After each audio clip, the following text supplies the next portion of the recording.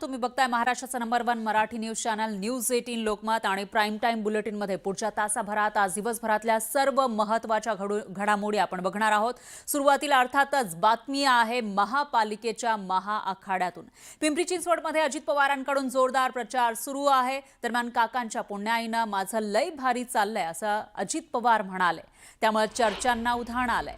पिंपरी चिंचवड आणि पुण्यात अजित पवारांचा पक्ष शरद पवारांच्या राष्ट्रवादीसोबत निवडणूक लढवत आहे, तर दुसरीकडे त्यांनी पुन्हा एकदा भाजपवर टीकेची तोफ डाकली। कुत्र्यांच्या नसबंदीमध्येही त्यांनी पैसे खाल्ले अशी बोचरी टीका अजित पवारांनी भाजपच्या स्थानिक नेत्यांवर केली।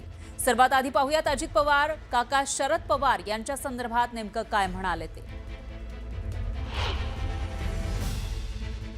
तुमच्यासारख्यांची मला गरज आहे, आपण बरोबर काम करू। मला काही दुसरी ऐकणं अपेक्षा नाहीये। काकाच्या पुण्याईनं माझं लय बरं चाललेलं, गळ्याच्यान खोटं बोलत नाही, त्याच्यामुळं आपण त्याबद्दल माझी काही काळजी करू नका। तुमच्यासारख्यांची मला गरज आहे, आपण बरोबर काम करू। मला काही दुसरी ऐकणं अपेक्षा नाहीये। काकाच्या पुण्याईनं माझं लय बरं चाललेलं,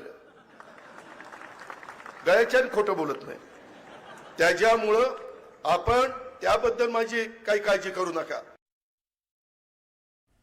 यानंतर पाहूयात अजित पवारांनी भाजपच्या स्थानिक नेत्यांवर काय टीका केली ते।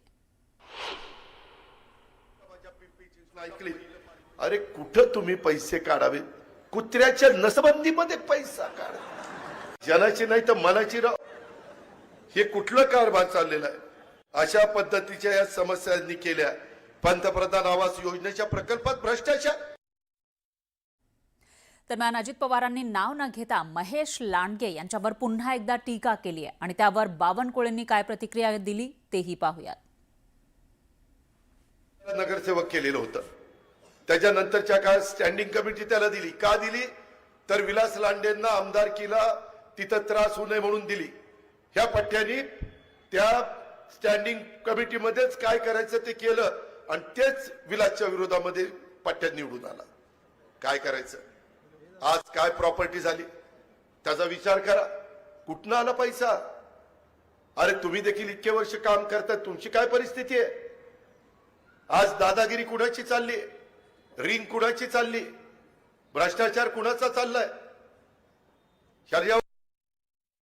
पुण्यामध्ये ते स्थानिक नेत्याबद्दल बोलतात।